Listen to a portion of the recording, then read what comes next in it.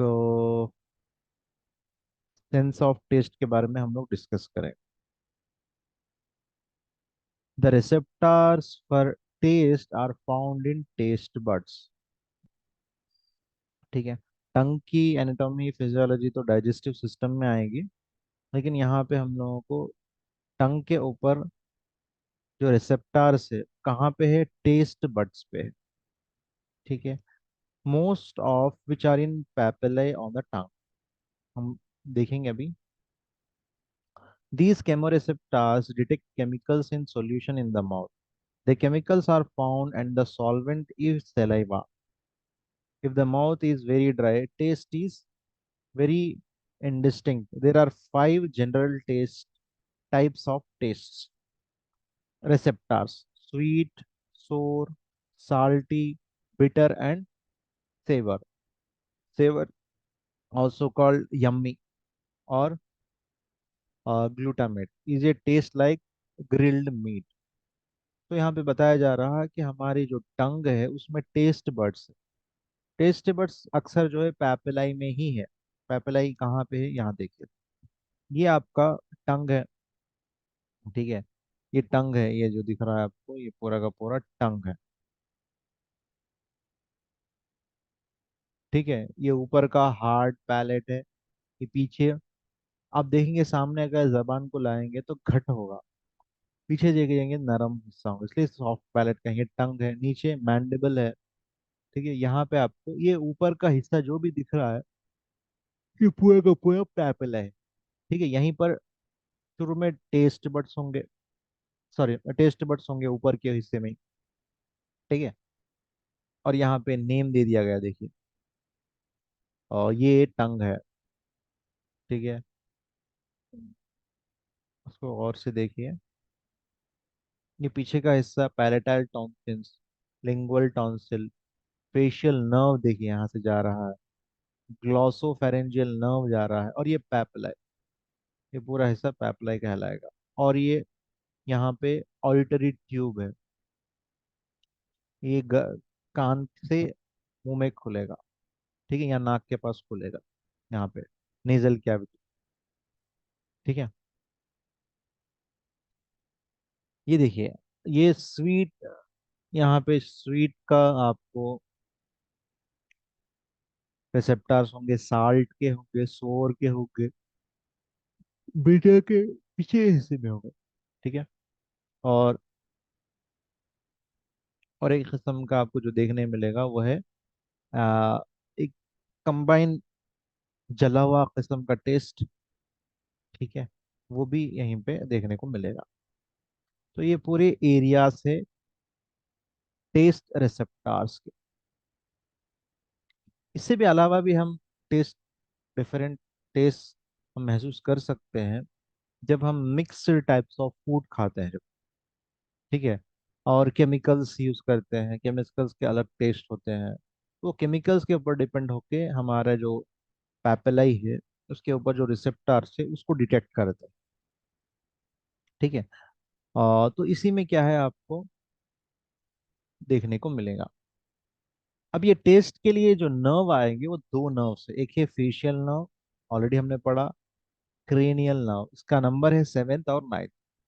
तो अगर किसी को टेस्ट में प्रॉब्लम है तो यहाँ रिसेप्टर्स है, उसके बाद नर्व है, नर्व एंडिंग्स है, उसके बाद नर्व से नर्व ट्रैक है, उसके बाद एरिया है, ब्रेन एरिया है। तो ये चार चीजें हमने जिसको डिस्कस किए थे यहाँ पे भी देखने को मिलेगा।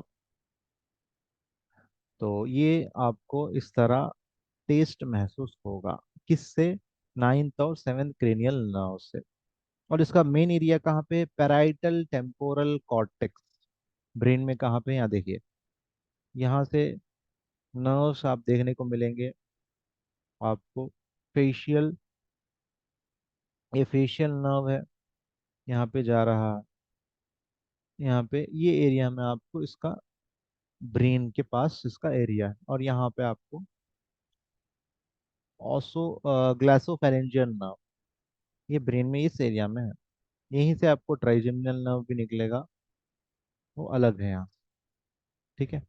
तो ये था आपका स्मेल के लिए कंट्रीब्यूट करने वाला एरिया nerve receptors। और साथों साथ जैसा जैसा एज बढ़ते जाएगी आपके रिसेप्टर्स क्या होंगे, ये भी कमजोर होते जाएंगे। तो उसमें क्या होगा, आपको टेस्ट सही मालूम नहीं होगा। इसलिए बुजुर्ग लोग जो जिनको उम्र ज्यादा हो जाती है वो लोग कहते हैं कि टेस्ट ही नहीं आ रहा। तो ज्यादा शक्कर डाल के खाते हैं, ज्यादा नमक डालने के लिए कहते हैं, ज्यादा मिर्ची डालने के लिए कहते हैं, क्योंकि उनके बट्स जो है, टेस्ट बट्स, वो अफेक्टेड हो जाते हैं कि ड्यू टू एल्ड एज। ठीक है, तो ये था टेस्ट के बारे में। अब स्मेल के बारे में हम थोड़ा जानकारी हासिल करेंगे अब। तो टेस्ट के लिए कौन से नर्व्स, अगर ये नर्व्स अगर डैमेज हो जाएंगे तो टेस्ट आपको बिल्कुल नहीं आएगा। ठीक है, कौन से, सेवेंथ और नाइन्थ क्रेनियल नर्व। सो अब हम आगे बात करेंगे सेंस ऑफ स्मेल के बारे में। सेंस ऑफ स्मेल, स्मेल के लिए जो ऑर्गन इस्तेमाल होगा वो है नोस। टेस्ट के लिए टंग, स्मेल के लिए आपका टंग, सॉरी नोज। इसमें ऑल फैक्ट, यहाँ पे देख सकते हैं आप नोज में, यहाँ पे जो है ऑल फैक्ट्री रिसेप्टार्स होते हैं, छोटे छोटे छोटे रिसेप्टार्स होते हैं। उसको ऐड अप है ऑल फैक्ट्री नर्व।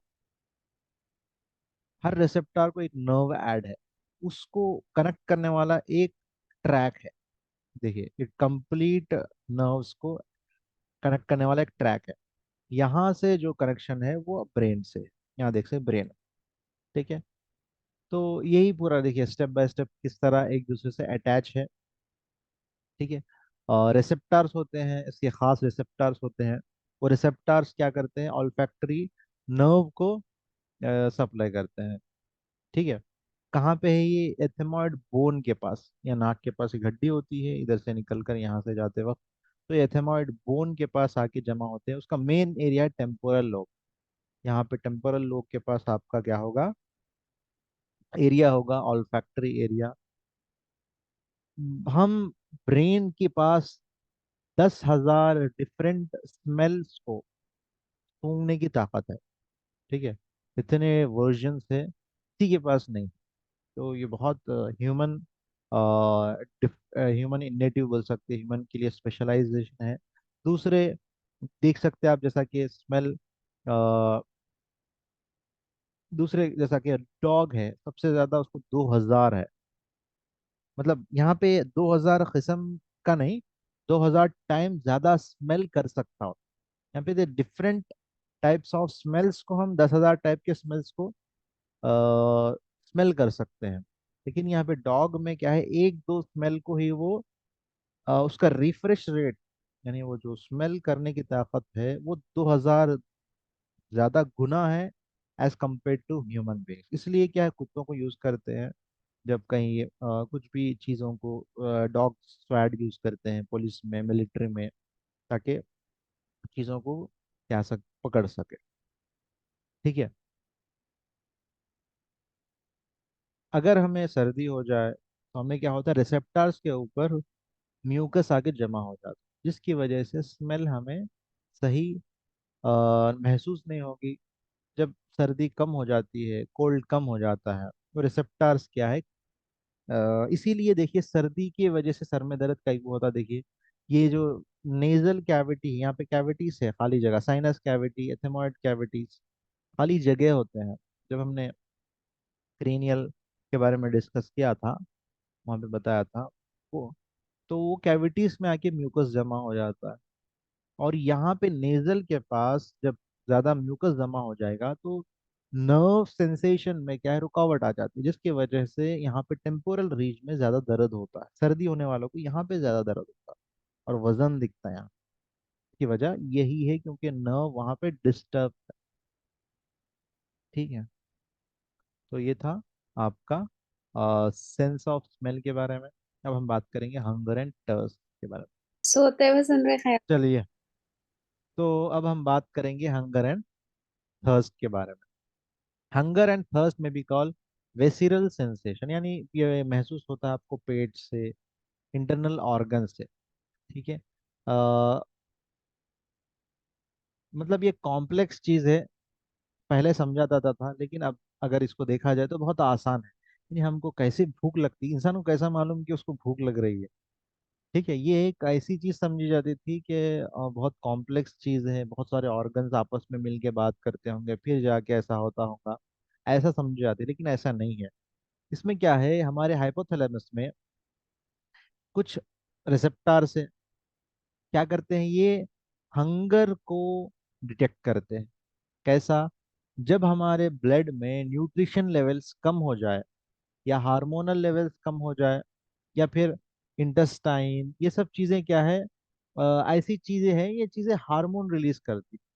हमारे स्टमक भी हार्मोन रिलीज करता है, स्मॉल इंटेस्टाइन भी हार्मोन रिलीज करता है, एडिपोज टिश्यू भी हार्मोन रिलीज करता है। तो ये रिलीज किए हुए हार्मोन क्या करते हैं, ये कलेक्टेड इंफॉर्मेशन हाइपोथैलेमस को देते हैं। ठीक है, जिसकी वजह से क्या है, हमें भूख महसूस होती है। इसी तरह पानी का भी मसला वही है। पानी में क्या होता है, बॉडी में वाटर कंटेंट देखा जाता है, रिसेप्टर्स देखते रहते हैं। जैसा ही वाटर के लेवल कम हो जाए, जितना रहना है, अभी आपकी बॉडी में वाटर लेवल 3 लीटर 4 लीटर रहना चाहिए, जैसा ही ये रिसेप्टर्स 3 लीटर से कम हो जाए तो फौरन प्यास महसूस कराएंगे, ये जबान को ड्राई कराएंगे, तो आपको महसूस होगा कि आपको प्यास लग रही।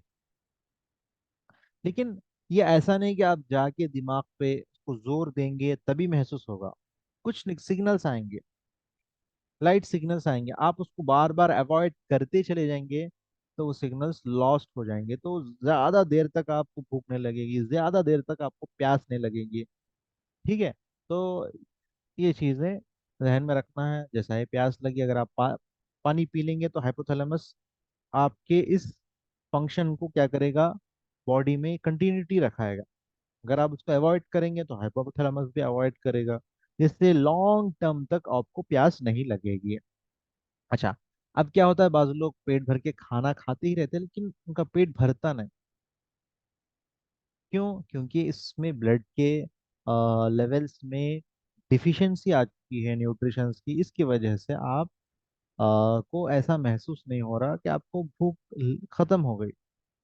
ठीक है, लेकिन ऐसे मौके पे क्या करना है, आपको मील्स को डिवाइड करना है, क्योंकि बॉडी की रिक्वायरमेंट पूरी नहीं हुई, भूख ज्यादा लग रही है आपको, तो आप क्या करना है, 3 टाइम्स की जगह 6 टाइम्स मील खाइए। जैसा कि 8 बजे खाइए, 4 रोटी जब खाते हैं आप, 3 रोटी की जगह 1 रोटी खाइए। फिर 11 बजे 1 रोटी खाइए, फिर 12 बजे 1 रोटी खाइए, या 1 बजे 1 रोटी खाइए, ऐसा 6 टाइम्स वही 3 मील्स को डिवाइड कर दीजिए। तो बॉडी की रिक्वायरमेंट भी पूरी होगी और आपका भूख भी कम हो जाएगा। ठीक है, तो ये बहुत इंपॉर्टेंट चीज़ थी। बॉडी में अगर चेंजेस आएंगे तो फौरी आप उसको अगर सपोर्ट करेंगे तो कंटिन्यूटी में रहेगा, वरना क्या है, बॉडी उसको लॉस्ट कर देगा। नेक्स्ट है हमारा चैप्टर आई बॉल के बारे में। आई बॉल में क्या क्या चीज़ें डिस्कस करने वाले हम लोग, आई के बारे में है, आई लिड्स है, लैक्रिमल apparatus है, आई बॉल है, layers of the eye ball है, कितने लेयर्स है, ठीक है, और कितने खाली जगह हैं उसमें, और विजन के बारे में। ठीक है, ये सब चीज़ें हम लोग डिस्कस करेंगे। उसके बाद हमारी बारी आएगी ईयर के बारे में।